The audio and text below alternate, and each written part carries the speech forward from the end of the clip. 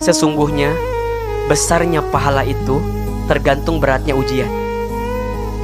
Jadi kalau makin berat ujian kita dan kita makin bisa menghadapinya, berarti makin besar pahala yang sedang Allah siapkan kepada kita.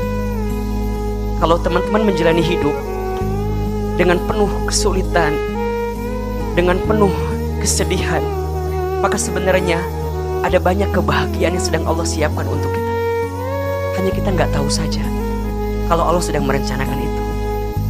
Makanya tadi Ahilman bilang ya, Allah sedang menginginkan kita untuk lebih sabar sedikit lagi, karena Allah sedang menyiapkan yang lebih baik atau yang lebih indah untuk dihadirkan dalam kehidupan kita. Itu aja.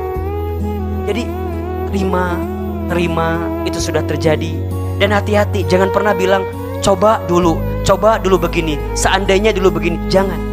Nabi melarang kita untuk berkata demikian. Untuk semua yang sudah terjadi, kita katakan qadarullah wa ma syaa fa'ala. Sudah jadi ketentuan Allah dan Allah sudah mengizinkan aku menerima skenario itu. Teman-teman ingat ya, kadang kita itu membutuhkan masa lalu untuk bercermin agar diambil pelajaran untuk waktu yang akan datang.